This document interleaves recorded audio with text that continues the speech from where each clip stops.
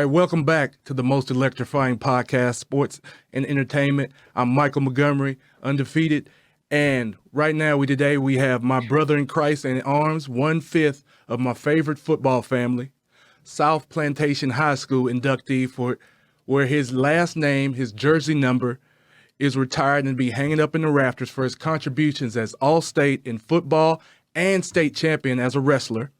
12-year NFL legend with the Packers, Seattle Panthers, president of Cole Group, the host of the Legends of the Kinnick podcast, my former teammate, Colin Cole. Hey, Mike, what's happening, man? I appreciate that, man. How's it going? Oh, man, good, man. I'm just blessed and grateful for the opportunity.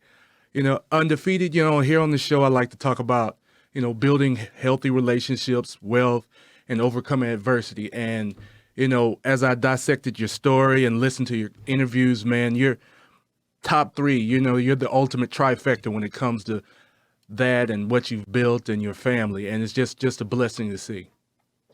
Man, I appreciate that, Mike. It's always been important to me to have that legacy. The family obviously has always been important to me. Post-career movements have been, it's been clearly a great opportunity to kind of learn about self and kind of delve into some various aspects and figure out what I wanted to do and who I am outside of the career that I possessed prior to this. So I went back to school, went to broadcast school here in Charlotte, North Carolina, and got an opportunity to learn a lot of great intricate details about the media world. And so, came out with the podcast and I enjoy doing that. Enjoy just having to sit down conversations with my guests, man. It's been amazing to kind of have those, as well as doing a number of things football-wise, both with the Carolina Panthers organization here, as well as doing some things with my alma mater, University of Iowa. So, just staying busy, Mike. Just trying to find my niche, so to speak, and just staying busy, bro. Yeah, that's awesome to see here. And the other thing, I'm still new to this. The other thing I understood about podcasting, interviewing people, everybody has a story of inspiration, motivation, and I just get excited by others. We both played together, and you saw how infectious and excited I like to see. Like when I saw you make a play, man, I get crunk. I'll be headbutting you. Maybe I think I would go a little overboard, but I just got enthused by others. I kind of fueled my energy from other people, from other their play. But when I look back on your career, people always say they see 12 years. They say, wow, that's amazing. And you didn't start off in the traditional way. And I just want to make sure I get this right, the timeline. Started in Minnesota. You made it through to the end. Then they released you and brung you back.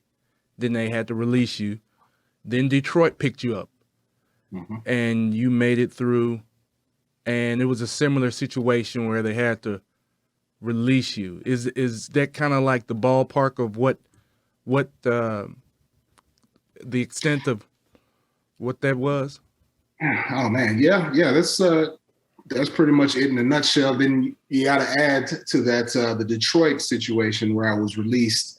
I was actually, this is a unique situation. It happens, but it's unique where I was released and then they brought me back the following day because I cleared waivers. Nobody wanted to pick me up. So I cleared waivers. They brought me back the following day to join with their practice squad. And so signed that contract, and something happened during that day where they ended up having to reach back out to me because there was another player that was injured that they were expecting to contribute to the team. And unfortunately, they didn't envision that for me in the plans at that point. So they ended up cutting me again that same day. So I got cut twice in 2 days from Detroit Lions. And that was definitely, it was one of those experiences that definitely helped shape my career moving forward from then.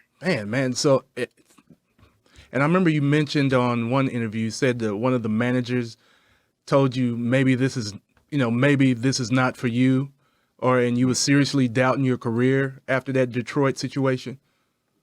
Yeah, well, yeah. So the general manager directly said to me that he didn't feel like I was good enough to play in the National Football League. That's what he told me. And so, yeah, I definitely, considering his the seat at the table which he had, his positioning on the team, Mm-hmm. I definitely doubted myself and was wondering if football was for me. You know, even though I'd had some success in college, even though I'd come into the NFL and made a roster, it's still, you know, I wasn't playing any meaningful football. I wasn't, you know, on teams' rosters during the season. So it was difficult, and I was definitely questioning myself whether or not football was for me. Okay, and right there, who or what was that inspirational factor that kept you grounded, kept you motivated to just keep pushing and pursuing your NFL goal, your goal as an NFL player? Well, Mike, I would say that you know, when that happened and I got that call and I was released the second time, my at the time girlfriend was with me, who now is my wife. She was with me in Detroit the day that I got that knock on the door. Mm-hmm. She was with me when I put that deposit down on that apartment, when they told me that I was going to be around for a while, and she was with me when I told her that they were cutting me again. And so she's definitely been one of my cornerstone rocks for sure. She's been the cornerstone rock throughout my career. To go along with my parents, you know, various supports, but she's definitely has been that. And then the interesting fact that you asked that question, I actually had a conversation with one of my really good friends, one of my best friends, Mm-hmm. and I was back in Florida. It was he and another good friend of mine, and I was telling them both, like, man, I don't know if this is for me. You know, I don't think this is in the cards for me. And so what they said was, man, you never know, right? Situations kind of end up how they are, you know, and you don't have a whole lot of say so as to how things play out sometimes. But just stay the course, you know, stay focused, control what you can control. And so, ironically, a week later, I was watching football. I was actually visiting a team. I was going to do a workout for a team, and I was watching football, and I was watching the Packers. I think it was a night game. And I remember watching as one of the players went down. And what ended up happening was the very next day, I did my workout for the team that I was visiting. And then my agent gave me a call and told me hey, I hope you have enough clothes with you because the Green Bay Packers want to sign you. We're going to fly you directly from your workout directly there. And the rest was history for me. Oh man, that's amazing how that came out, man. And looking back, man, don't you kind of like, I don't know, I always look at like bad things that happen in my life and things I overcome. I kind of grow to fall in love with those moments. And those could be like very teachable moments to speaking to your kids or any type of motivational aspect in your life. Or if you want to motivate others, I kind of fall in love with those moments because those things can't take you away. Like when, you know, somebody's opinion doesn't mean that it's true about you. And that's one thing I kind of took from that story, that regardless of what people say, it's what you do that really affects your life. And you kind of took that energy and another thing, you know, your wife, you know, it was a blessing to see that, you know, she saw you in the beginning of your career and she saw you as you grew out of your career. And that's also a blessing to see. You know, that's why I'll call you my favorite football family.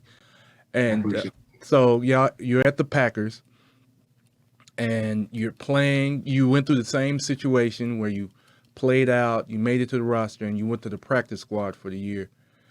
Talk about what it meant for you to play alongside, and you know, because you was competing when I got there. When you was competing, you know, you was competing along other great defensive linemen. You know, Corey Williams, Ryan Pickett, you know, Johnny Jolly, Cullen Jenkins. Then they had another first rounder, Justin Harrell, come. Talk about the level of confidence that you gained playing alongside those guys and holding your own, and also contributing you some serious playing time.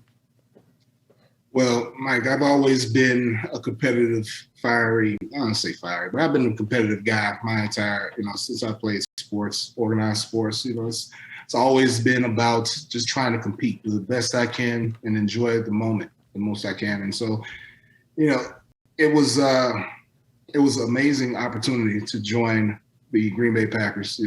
I went to Iowa, like I mentioned, like you see all of the gear. It's a lot like Iowa City in terms of how the cities are in comparison. So it was very much so a situation where I was in a place where it was kind of comforting being in the Midwest. And then add to that, you mentioned all the good defensive tackles that played alongside me and kind of that I competed with, in terms of being a part of the organization. It was an honor to play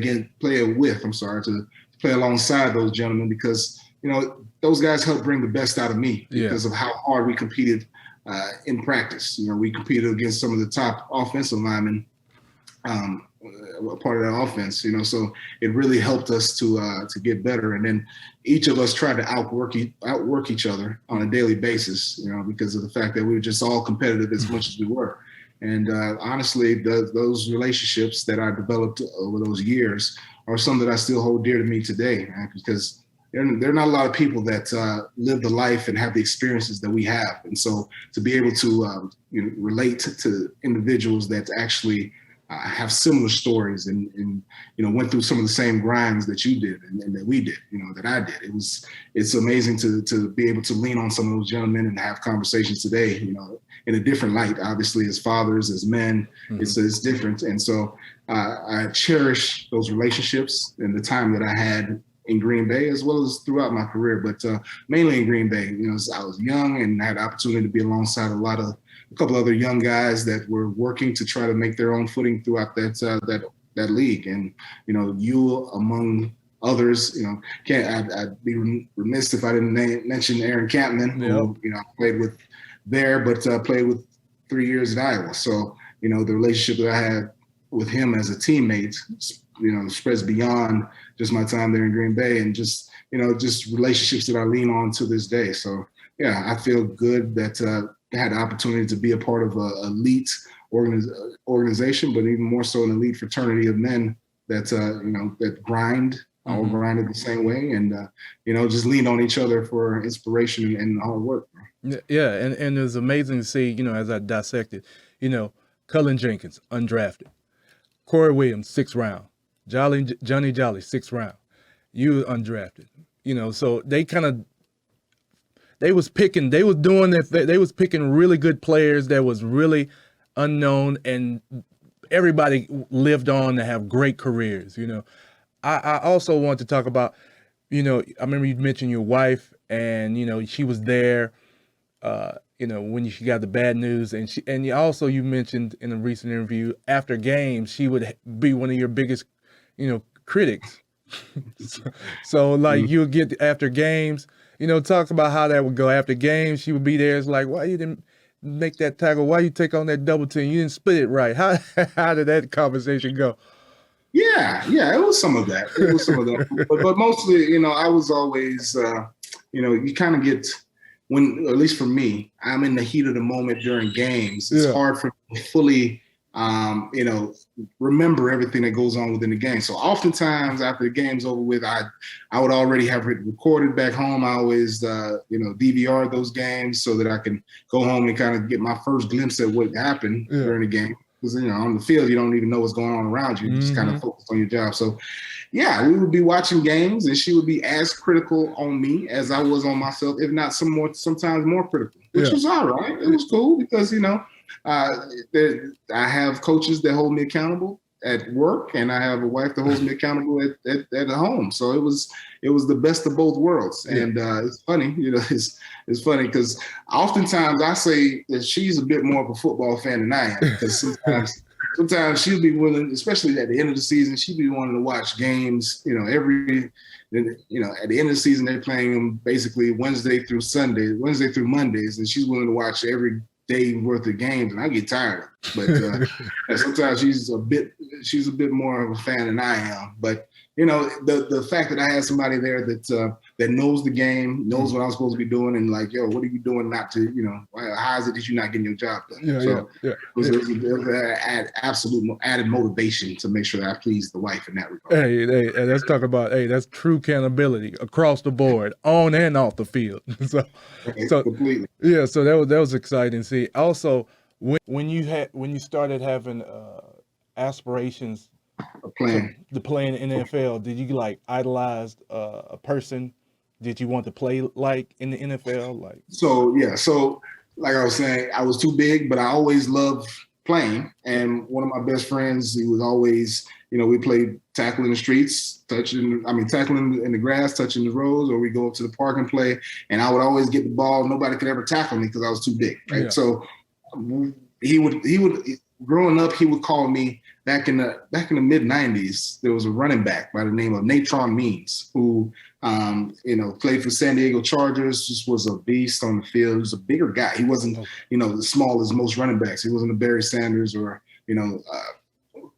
Walter or any of those guys. He wasn't any of those guys. He was a bigger, heavier type of guy, one of the first bigger type of running backs. And he would always call me Natron Means because of how I'd run the ball. And so that was kind of who I looked up to a little bit when I was younger, before they put me on the line. In high school, I still played in the backfield a little bit, but then they threw me on the defensive side. I was on the line and dominated. But regardless, man, that's who I kind of looked up to because I enjoyed running with the football. It was strictly, there was no pads on, no helmets. It was just strictly because I was bigger than everybody else. Mm-hmm. So I had fun with that. Oh, that's what's up. And speaking of the D linemen, there was a funny story I got to tell you. We was in Green Bay, and I think it was the first year they drafted Justin Harrell. And it was after practice, and Coach Nunn was kind of trying to get him riled up to play harder and meaner. So Coach Nunn screamed out, we were walking away, Justin Harrell, you're soft. And people don't know, Justin Harrell, he's like 6'6". He's a big guy, 6'6", black dude, curly hair. And he had to talk with a list. He looked back. He said, you can call me what you want, but you can't call me broke. And I bust out laughing. And, he went first round and stuff. So, and me and Jay Hunt, we had a thing called the Kanye moment. So after he said something like that, we both looked at each other. We was like, la, da, da, da, wait till I get my money right. Hey, and they had me rolling. I was like, hey, you call me what you want. But hey, you can't call me broke. Yeah, you can't call me broke. But that was exciting times, man. I always look back. We had so much talent from the defensive line, linebackers, safeties. I think Al Harris just got inducted to the Green Bay Packer Hall of Fame like a month ago. So we had chock full of Nick Collins and Nick Barnett. They're on their way too. So it was great to see. So you had your opportunity at Green Bay. You played, 5 years, correct? 4 years? Yep. 5 years, and you reached free agency. Talk to us about that experience and how, you was going through this new era in your career. And, what happened with the Packers? Was they trying to offer you again, or, and Seattle came in the mix? How'd that experience open up itself? Well, Mike, free agency is just an awesome opportunity for guys that like myself who are undrafted, who kind of, have to scrape and grind every year to get that opportunity to kind of get that notoriety and get that payday, so to speak. And the situation in Green Bay was they were really only offering me to stick around another year at a fraction of the amount of money that Seattle was willing to pay me. And it was a difficult situation because I wanted to stay in Green Bay. I really did, because they'd shown me the most love in my career up until that point. Mm-hmm. It was the place that I made a lot of friends, knew a lot of folks. I felt like we had a team that was right on the cusp of being a very good team. And it was a situation where I just wanted to be there. However, as the NFL is not a situation where they kind of play by your rules. Yeah.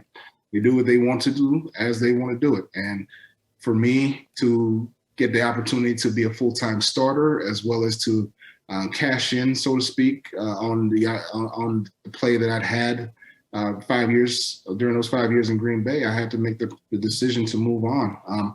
Unfortunately, it came at the cost of missing the Super Bowl 2 years later. But at the time, it had to be the best. It was the best decision for me and my family, and that's what happened. And I enjoyed my time in both organizations, two of the most top-notch organizations in professional football, and I have nothing but good things to say about both. Oh yeah. And just make sure Seattle Seahawks. Oh man, 21 point. Okay.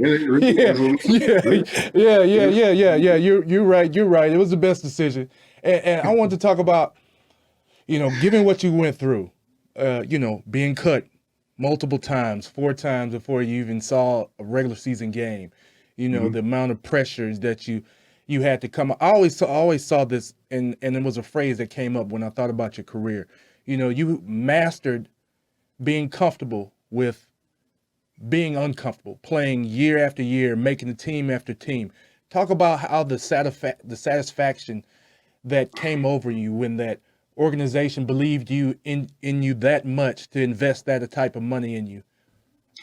It's it's interesting, man, because you just never know. It's not a business where you're given constant feedback, or you have a supervisor that's like, you're doing a bang up job, you're in line for a raise, just keep on doing what you're doing. It's not a kind of situation, right? So as primarily a backup in Green Bay, I had to perform above and beyond when I got my opportunities on the field. So that's what I did. And when the offseason came after that 2008 season, and my agent started doing the work, I started finding out that, perhaps there are other opportunities. And so, man, it's just one of those situations, man, where it's business. And that's the thing that we all got to understand, that professional sports is as much of a Fortune 500 business as anything else in this world. There's nothing that surprises me when I look at NFL. And like, you see a guy that may be drafted first round this year that's cut next year, right? We've seen stories like that. Yeah. We've seen guys that have played a number of years, have been perennial all-pros, and been the face of franchises that end up having to go elsewhere because of the fact that the organization is moving in another direction, whether that be because they have a new head coach, new management, whatever, right? Those are just situations that happen in that business. So, I'm just glad that I was able to have the career that I had. I thank God for being able to do so. It was a grind. There was never beyond that year that you're talking about where I signed that contract. I never had a year of comfort. There was never a situation where I was like, man, I made it. I'm good. It was always competing. If I didn't compete, if I wasn't competing, I felt like I was going to be, because of the fact of how my career started, and, because of the fact that I was an undrafted free agent, I just always knew that I had to grind. And so I was focused on just sticking to the grind.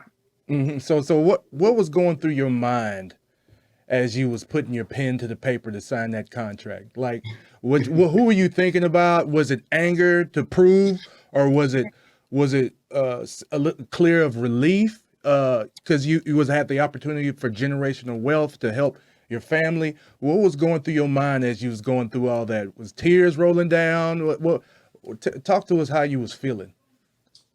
To be honest, Mike, I'll say that it wasn't the wealth, it wasn't the money, it wasn't the thinking generationals down the line. It was in that moment feeling like I was actually in a place where I was supposed to be. Like I was in a place where people wanted me, and the interesting part of that is that that was Jim Mora's one and only year as head coach for the Seattle Seahawks. So he became head coach after what's my man's name? The head coach that was there before him, Mike Holmes. Okay. Was the head coach, and then Holmes Holmgren. Mike Holmgren was the head coach of Seattle, and then he retired, and Jim Mora Jr. was the heir apparent. He got the job 2009, and I was the first signing of that off season by that team. And it was, to answer your question, I felt like I was wanted. And that was the one thing that I appreciated the most. Like going to college, going to Iowa, I definitely felt like I was wanted. I felt like the staff wanted me. I felt like I was somebody who was important to them. That was important to me. I felt like it was home to me.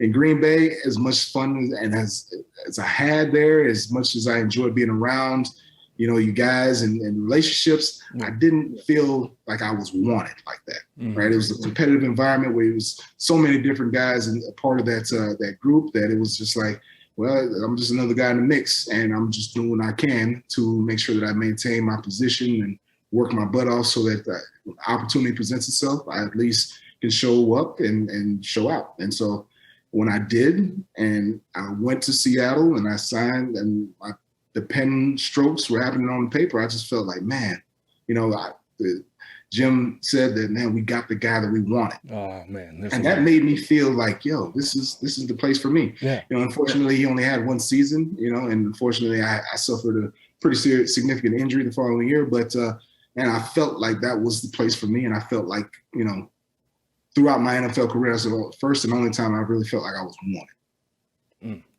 Man, that's amazing, man. I'm glad you kind of clarified that, because I was like, where everybody talks about, players and talk about money, and they talk about not everybody gets that type of money that everybody sees on those big on the news that portrays. In fact, you still got to work. A lot of people still have to work, and they said, it's guaranteed, minimum of 2 years, 3 years, and a lot of people don't know that. They always see in the media, they always show like walk through practice. They don't see the grind. You don't know you're practicing more than you're playing, and it's a very like high contact sport, especially D linemen. We're hitting people every play, and to see how hard it is, and just to see the people get the reward who works for it, that it's just a truly blessing and a true honor. And then you talked about. You said went to Seattle, you played 2 years, then you started going through some injuries with your ankle. Talk about how, you had to go through the battle with that, also going into an NFL lockout season. And, you also mentioned your wife was pregnant during the time. Talk about how that overall aspect in your life, and you try to stay clear and focused as a father, as an NFL player. Talk about that brief part of your life. Man, so Mike, it was from the time, 2010 was an interesting season. We were going into our game against the Oakland Raiders at the time. We were ranked number 2. We were second in defense. Overall, going into that game, we lost myself and Red Bryant, who played defensive end for us, 5 technique, both in the same game. Texas A&M. A&M. Yeah. A&M. That's how we do. I played with him in college. That's right. So and we lost both him and myself, and it was we went from being ranked we were second ranked defense to being ranked near the bottom over the next couple of weeks. And so I ended up having to miss 5 or 6 games that season, ended up coming back on pretty much one leg throughout the remainder of that season, played the final, I want to say 3 or 4 games of the season. That was the year that we as the Seattle Seahawks were the first sub 500 team to make a playoff game, win the division and make a playoff game. And that was the year of the beast mode run when the defending Super Bowl champs came up to Quest Field, and we knocked them off with a Marshawn Lynch run, as well as Matt Hasselbeck getting the ball out to our receivers. Man, it was a huge game.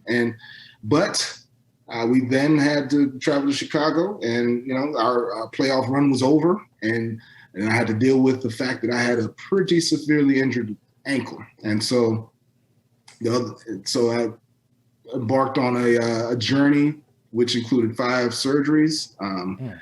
And unfortunately, the unfortunate part about that is this all happened during that lockout year. So because of that factor, I had to find various ways of being able to treat myself because I didn't have access to my team doctors and physicians. So I ended up having to find a rehabilitation facility in Seattle, which I attended, but it's clearly not the same, right, in terms of what you're able to access when you're at your NFL facility. So, and like you mentioned, my wife was pregnant with our second child. And so here I am, I had the first surgery and they gave me a push scooter to drive, to move around because I couldn't put weight on my leg. So here I am, and I have this 3-wheeler scooter that I have to keep my leg elevated on, and it ends up being upwards of about 4 months worth of time that I'm on this scooter. During that time, my wife has our second child, and it's insane that during that time I'm still trying to rehab, I'm still trying to get myself healthy, trying to be a father and all these different factors, and it was tough. And I ended up, after the 3rd surgery, I ended up catching a staph infection, and that was pretty serious to have to deal with that. Got that taken care of, and then by the time training camp came around, because if anybody remembers, because of the lockout situation, they ended up having to, what they ended up doing was they ended up having an abbreviated preseason because they had no off season. Yeah. So they okayed the deal. I believe it was end of July. They agreed on the deal, and then right away they jumped right into training camp, and I just wasn't ready. My ankle wasn't healthy. I couldn't perform, and because of how the NFL is and how situations kind of play out, I ended up being released. Even though I was paid for the season, excuse me, I ended up being released, and I ended up deciding to take the time to get myself healthy, and that started my 2 years of rehab to get myself to a point where I can actually get back on the field. And that was a tough time in and of itself, where the questions of whether the career was going to continue started to creep in again, or whether football was in my cards again, crept in again, because the injury was that significant that I was off. I couldn't do anything for quite a while, and like I said, I was out.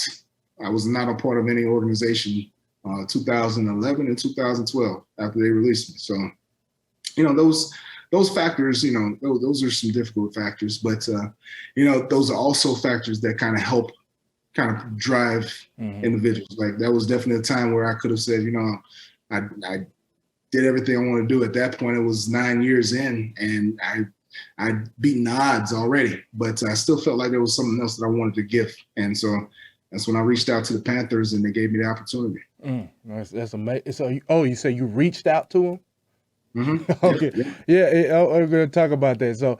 So you pulled I wrote it down. You pulled a closed mouth, don't get fed method. You just reached out and just called and say, hey, look, I'm in town. Look, I'm Colin Cole. Y'all check out my production. Look, I'm looking to get signed. Y'all call me when y'all ready. Boom. So here's the interesting. I tell you, it's crazy how it worked out, man. It's crazy. So when I got released in 2011, right after I got released, the first team to reach out to me was the New York Giants. At the time, I just wasn't healthy. Like, my ankle was still really bad off. I couldn't go out there and join a team and be productive, on a week in, week out basis. You know how the grind of the season is, and how taxing it is on the body. And I knew 2011, when I got that call from the Giants, that I just was not ready. So fast forward to 2012. I sit that 2011 season out, rehab and work and all that, try to get healthy. 2012, I ended up firing my agent. Didn't feel like he did much to work to make to get me back on a roster in 2012. So I ended up firing my agent. But before I did that, I asked him to share with me all the correspondence that he had with various teams to see if anybody was, trying to sign me. And he actually sent me couple of different correspondence, one of which was with the Carolina Panthers. You know, we had, and the interesting part about that is in 2012, while I was still injured and still rehabbing, getting myself healthy, we decided to move from Seattle out here to Charlotte, North Carolina, just to get back to the East Coast. You know, the East Coast is so far from the West Coast. All my family is out on the East, as well as my wife's family. So we decided to move back east. Didn't necessarily want to move to Florida, Georgia, or any of those places. We decided on Charlotte, North Carolina. And so we're here. It's crazy. 2012, we're here, and my agent's sending out correspondence with these teams and all that. And one team that was interested was the Carolina Panthers. Mm-hmm. You know, they showed some interest in me, and they kept in contact, but my agent wasn't doing the work. He wasn't, reassuring them that I was getting myself together and that I was going to be a viable candidate mm-hmm. for them to bring in. So fast forward to when I had fired him, and I had gone back through my emails, and I had a conversation with my wife that, hey, you know, it's been a year plus. I've been out of the league, and you know, people don't get opportunities to get back in the league. You know, I'm working out. I just don't know if this is going to happen for me. And I'm kind of getting to a point where I'm getting frustrated and, you know, ready to figure things out. And so I go back through my emails, and I see this guy's, his email and his interest in me. And oddly enough, I decided to give him a call. Just out of the blue, I was just like, you know what? It's February, the season's over with. I'm like, well, he's probably at the Senior Bowl. This guy was a director of pro personnel, and mm-hmm. so I figure he's not there. He's not going to be in the office or anything. Yeah. But oddly enough, I called there. I speak to the secretary, and I'm saying, hey, my name is Colin Cole. Is such and such available? I just want to give him a shot. Yeah. So she says, hold on. And she puts him on the phone. And I'm like, first of all, I'm stuttering. My name's Colin Cole. And, we were emailing back and forth with my agent. You know, I just want to let you know I'm in Charlotte. You know, if there's an opportunity, I just want to let you know I'm available. Mm-hmm. And so his response to me was, Colin, of course I remember you. I would love to have you. I would love to have you come in. This is his words to me. You know, it's like, I've been following you, and you know, I want you to come in and do a workout in about 3 weeks. Mm. I said, well, 3 weeks. Why 3 weeks? I feel good. I can come in. He was like, no. I want you to take your time, work out, get yourself together, and come visit us in 3 weeks. And I said, okay, I'll do that.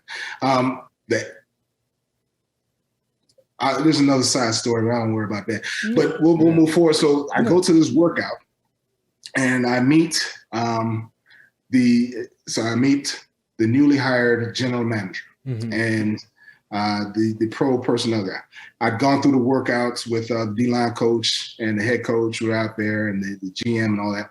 And so it was cool. I didn't feel great about the workout, but you know, it's all right. So it was me, and the side note that I was gonna mention is that the funny part about it, random as all get out. I was working out at this facility, and I was working out with this guy who was a D lineman. He was trying to work his way into the league. Mm-hmm. And the funny part about it is that this specific workout, it was me and this guy. It was crazy. I didn't know. I had no idea he was going to be there. It just kind of randomly, we're competing against each other for a roster spot. Yeah, okay. I had been training him D-line drill wise at this facility, you know, for a better half of a month, 2 months. And then it came down to me having to compete against him to get a role for the Panthers. So, but I digress to something else, because the funny part about it is that after I did my workout, they told me to go to the cafeteria. I was sitting in the cafeteria, just kind of chilling for a little bit.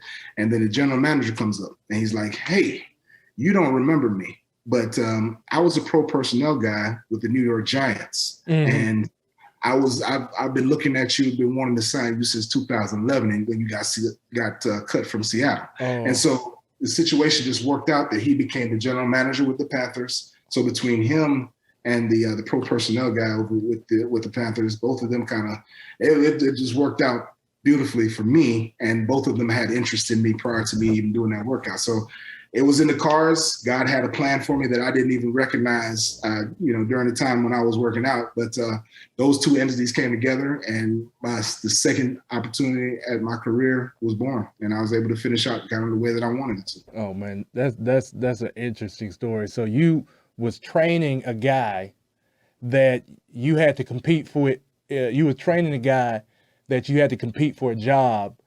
Yes. When y'all went to the Panthers. So yes. man, yes. that's wild right there. It couldn't make it up, man. Couldn't write that script. Yeah, and it's funny. And it's also a good lesson that we should learn, like not to burn bridges, because you never know who's who. Because NFL, everybody's just recycling jobs, just picking guys from one job to the other job, and that's mostly in life. Because if you want to be in a circular organization, anybody that's listening to any organization and you want to stay in that organization, it's all about being professional, not burning bridges, just coming in with a good faith to make things work and treat people how you want to be treated. And that's a lot what I want the listeners out there to take home, because you never know who you might run into. And I also spoke in this thing where the most talented people didn't make it. They all self-sabotage, either get in trouble with drugs, violence, domestic, so a lot of times, being talented, athletic, that's a small part. Hard working, doing the right things, that plays a lot, and you can stay in a lot longer when you have those abilities as well. No question. No question, man. Hey, Mike, before you move on, I will say this. Mm-hmm. I will say that I recognize this to be true in today's day and age. Things have changed compared to where they were back when we were younger. Because back in the day, I remember I grew up in a difficult area, just as many of us have. Mm-hmm. But the people that I grew up around, my friends, the people who I knew were drug dealers, gang members, and all that, I knew that me being a football player, I was the guy who they looked at was like, you're not getting involved with any of this stuff. We're going to push you away. We're going to keep you away. Mm-hmm. We're going to make sure that this is not a path that you walk down and you continue down the path that you're on. Unfortunately, I feel like today's day and age, some of those OGs, some of those guys who were mentors in various factors of life have gone away. And some of these youth, we're losing a lot more youth to various other, violence or just different things that kind of derail guys from realizing their true potential and their true dreams, man. It's unfortunate. Yeah. It's like, you influencing, a lot of times, they say, the people who you hang around is the people who you're associated with. And a lot of times people are, especially kids, they're guilt by perception. And even though they might be in good heart, good space, but if they're hanging around the wrong people, if they get in trouble and you're with them, then you're in trouble. So you got to really watch who you hang around with. You got to watch what you're doing. Fortunately for me, I was during my high school, college, pro, I was hanging around good people who really wanted to make it. And, obviously is you as well. And, it's so many things you got to worry about. And plus with social media and being mentally tough, being mentally tough is a big thing, because, you could hear a lot of people speculate. A lot of times when we was playing, we heard things just through other people, about our games and stuff and talking to us. But now with social media, everybody has a voice, and some people don't need it, but, a lot of people don't need it, but, everybody can say anything. And, in this day and era, you got to be mentally tough more than anything. Man, back in our day, the only people we had to worry about was those beat writers, right? Those couple guys that's going to be writing stuff in the newspaper or on the computer. That was it. Yeah. Now everybody has a voice. So every athlete, you drop a ball. Like I watched the game last Thursday night. The New York Giants was playing, and my man, number 86, dropped the long ball. I bet he got ate up on Twitter and on Instagram. That they just ate him alive. You know what I'm saying? But back in our day, those were the problems we had to concern ourselves with. Mm-hmm. We just the writer was to say something, and that's who we have to deal with. And then we didn't have to stress about that because we had media people that would deal with them and say, hey, you can't write crazy. You can't just be out here acting stupid and talking about these guys like that. So today is so much more difficult with social media and how everybody has access and everybody has an opinion and everybody has the thumbs to be able to put their opinion out there in the world, and they have an audience to be able to do so. So it's tremendously different than what we had to deal with when we were coming. But the game, somebody asked me, the game, man, like it's no 2-a-days. There's only one practice a day. You know, they're not running the ball and pounding it like that. So you know, every play they're passing the ball 50 times a game now. So they might run it maybe 10 times, 15, but they're passing it 50 times. So the game is changed. It's not as aggressive. Like, it's mostly about positioning now. It's not about bowling over anybody now. So it's mostly position blocking and spacing. So the game has changed. So, and just to get back, Carolina, you obviously played, you know, with Cam Newton, everybody, the big talk around, you know, and you was playing, and y'all went to the Super Bowl, MVP appearance, you know, and luckily y'all lost Von Miller. Did you say luckily? It was I said not luckily, but unfortunately, you know, y'all lost. And talk about how that experience was during the Super Bowl. I heard, you know, it's a week of preparation, and you know, you just had to pace yourself. Talking to Colin Jenkins when his experience, he said you really have to pace yourself when you're building up to the Super Bowl. How'd you experience that? Well, Mike, it's 2 weeks of work, man. You got to make sure that you don't just let it all out right away, right? You got to just make sure that you're preparing all the way up until the game and making sure that, you know, it's the longest couple of weeks heading into a game. And it's kind of like bowl preparation when it comes to, you know, being in college and whatnot. You have to be cognizant of everything that you're doing as a player. You gotta, you know, you have to go back to kind of training camp mode and, you know, focus on getting back to the things that helped you to get there, right? And just focus on the things that you can control. And, you know, clearly, like you mentioned, it was a situation where the game didn't end quite the way that we was hoping for. But the experience itself is something that you just can't you can't put into words. Yeah. And then when with Cam Newton, I remember he mentioned when he got released, he talked about his aura was a big problem. And was that something you think that, because when people always say things, you be like, oh, you know, because they always want to make excuses when they release somebody, even they just don't want them there. Is it when he talked about his aura and him being a distraction, is that something when you heard that you were like, I can see that, or maybe that was just something that you think New England was just saying that because they didn't want him, feel like they just didn't want him there? So with Cam's situation, I agree with what he was saying in terms of being a distraction. We talk about having a rookie quarterback be your starter, and you have a veteran guy who's a former Pro Bowler, former MVP, you know, has all the accolades, but he's sitting on your bench. He was a starter for you last year, but he's sitting on your bench as your backup. He would definitely get a lot of attention. He would definitely be somebody who would get interviewed on a regular basis. You know, every single little thing that happens with Mac Jones, it would be the topic of conversation when you put him back in. And, you know, Bill Belichick is a smart head coach, right?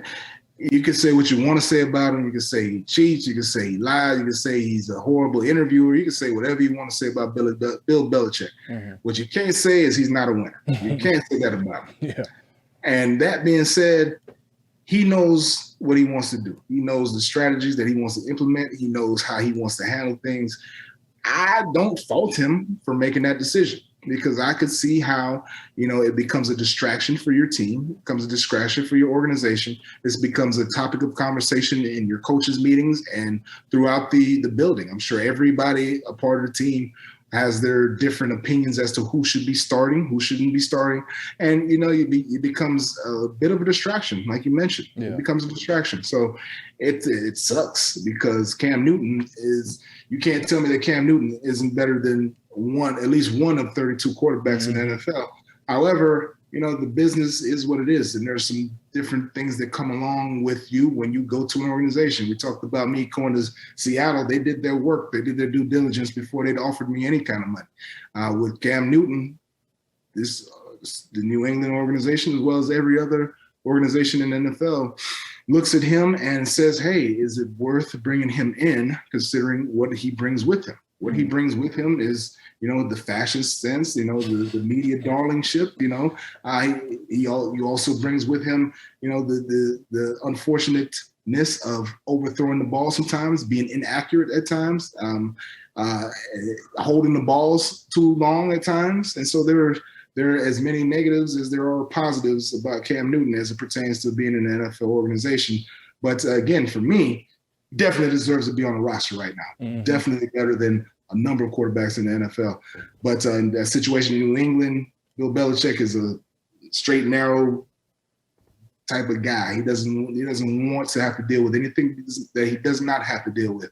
So it sucks, but definitely feasible in terms of what he said and the reaction from it. Okay, perfect. Yeah, I think so too. It's unfortunately, but name of the game. He had some really great years, and definitely he deserves a spot. Deserves a spot on the team. So I think it's gonna come. It's a long season with this new 17 games. So people are gonna get hurt. That's the name of the game. So somebody's gonna bring him in soon. So with these 17 games, quick question with the question with after football. Starting the Cole group. Talk to us a little bit about that. So the Cole group came from an idea. I was in a place where I was looking for what that next step was going to be, what that next thing was going to be, what I was going to focus my energy on. I'm sure you can speak to this too, Mike. We focus so much energy and time into football. And, at some point, at least for me, it was like, okay, who am I outside of football? My identity is so far wrapped up into my career and my on-field persona. What do I really enjoy doing? And the one thing that was resounding when it came to that question was I enjoy talking. I enjoy interviewing. I enjoy kind of just every aspect as it pertains to being in the media. So there was an opportunity at the time under the previous ownership and management at the Carolina Panthers to kind of do some stuff with them in their media department. So I decided to, before that, the Cole group was the question.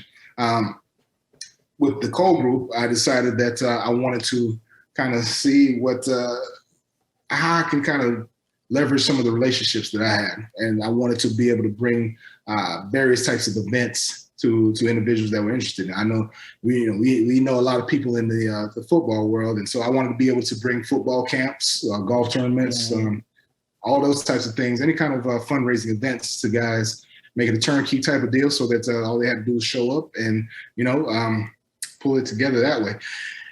I had fun. I actually pulled together a couple of events locally here for Charlotte Mecklenburg Police Department. Did a golf outing as well as a plate of dinner and raised about $15,000 and gave to them so that they can fund some of their programs in the city. And so the Cole group was kind of a birth child, and actually it was a birth child of something altogether different.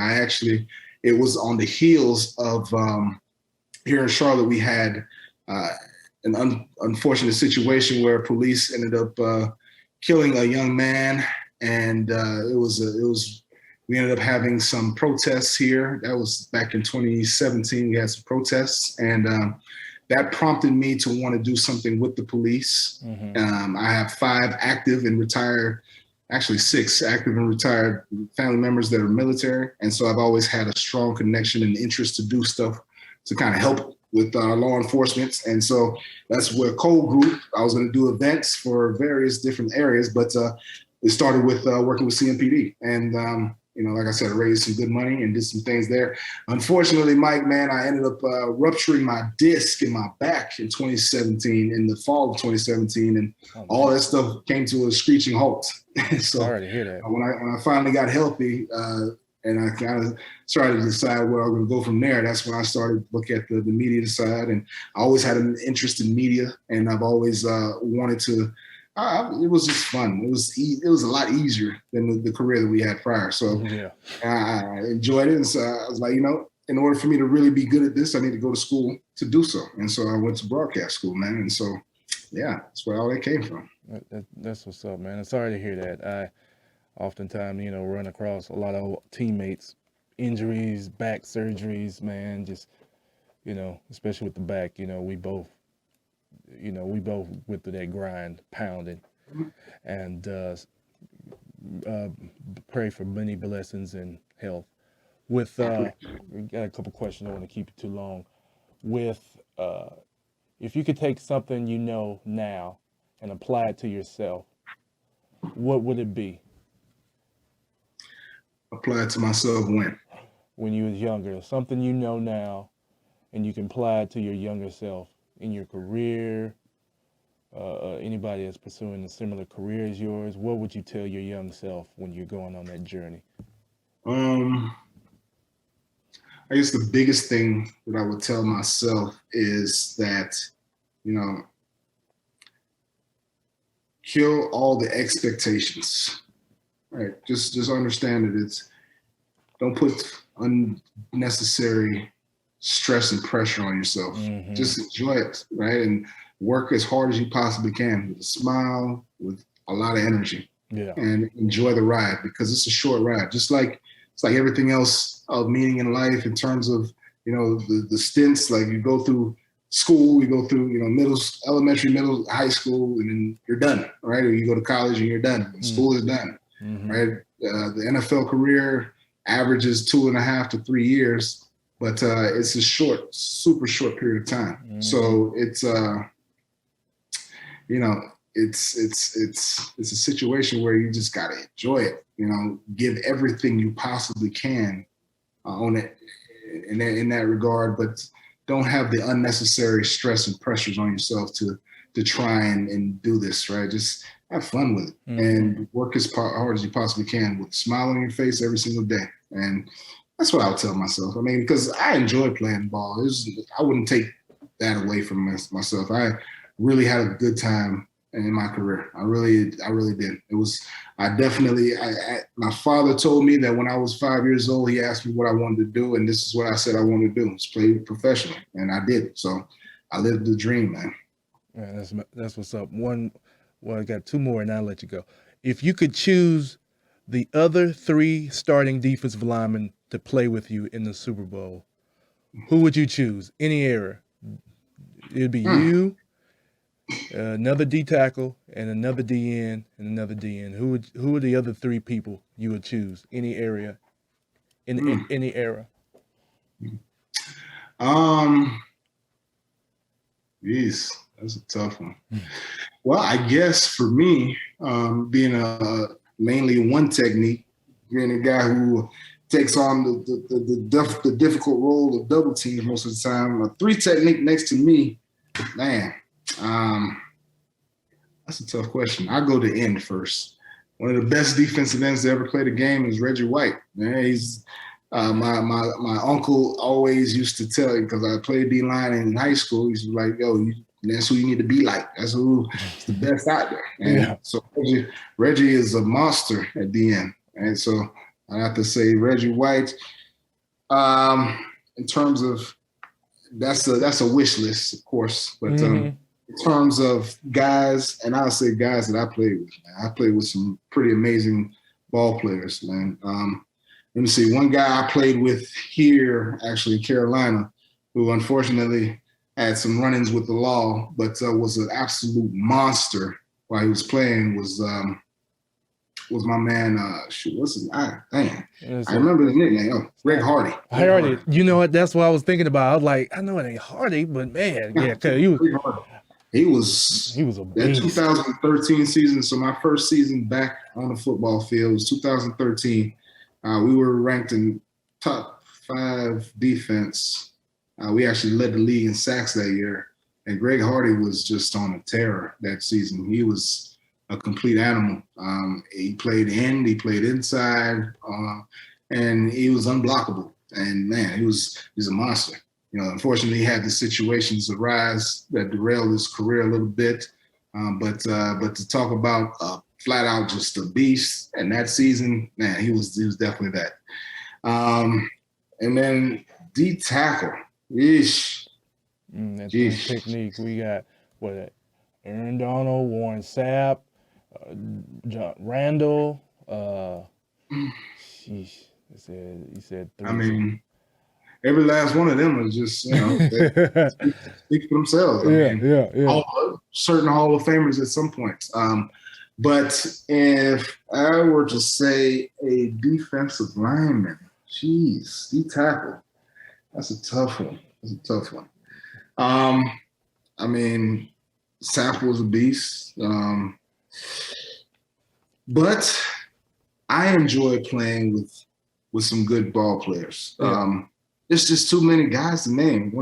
You remember Mike, man, one of my best friends, man, was Ryan Pickett. You know, he was one of my best friends, you know, but there's just so many guys, bro, that I've played with, so many guys that I've watched over the years. But, you know, I wanted to be a running back growing up, so I didn't really watch defensive linemen like that. So it's kind of hard for me to say. One guy or the other one, right? But no, I played with a lot of great guys. Like I said, Ryan Pickett. You mentioned Cullen Jenkins. You mentioned Jolly. You mentioned Corey. When that guy that I mentioned that was injured that I ended up getting an opportunity to play with, Grady Jackson was a hell of a defensive tackle as well.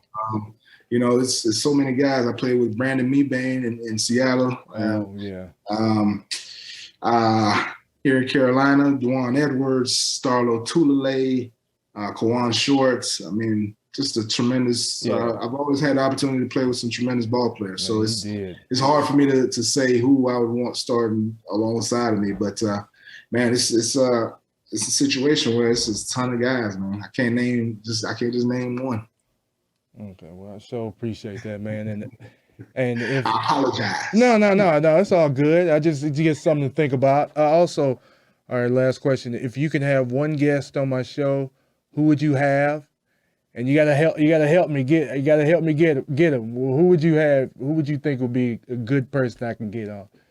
And because you play with everybody, man. I forgot you play with what Peppers was there or Allen? Jared? No, I miss him. Jared Allen came in the same year I was there. If I can get you to talk to anybody, man, if you could talk to, you know, who was an absolute monster, but as humble as they come, man, was my man Luke Kuechly. It'll be tough to get Luke to talk on air. But, he's definitely a guy. Or you know who you could probably get is a man Cliff Averill. He's a guy who's been a dominant defensive end for a number of years, man. He's still out there in the Seattle area doing some things in the media. So that's a guy who definitely has a story to tell. And being that he's also from the island of Haiti, he's done so much philanthropic work for Haiti. Not just now, considering they just had the earthquake a couple months ago, but when they had the earthquake a couple of years ago, Haiti's been a distressed island for a very long time. Yeah.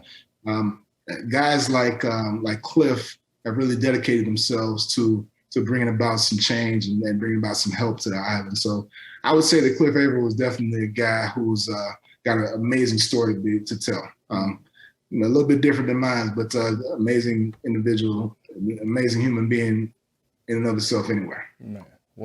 Man, hey, I can't thank you so much, man, for coming on. I really appreciate it.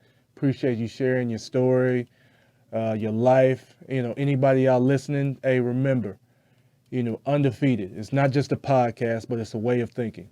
Anything you're going through life, make sure, you can't go through it alone. We always talked about, you keep your family, your friends close, your confidant, anything you're going through life, make sure you bring people along with you. And success is always supposed to be shared. Thank you again. Hey, where can everybody find you? Any social media things you want where people can find you? I mean, I'm on all social. You just find me with my first and last name, Colin Cole. I believe I'm on Colin Cole on Instagram. I also have, Colin Cole Pods. I have Legends of Kinnick. I also have, Colin Cole on obviously Facebook. I'm on Twitter. Same thing, Colin Cole. Or is that Colin Cole 91, I think. And then I also have, what's the other one? I can't think of it. Anyways, yeah. So, yeah, you can find me, man. I'm out there. Okay. I'll make sure to put all your links on the description of this video. Hey, thank y'all for tuning in. Thank you, Mr. Cole. And I'll see you next time. Peace. All right.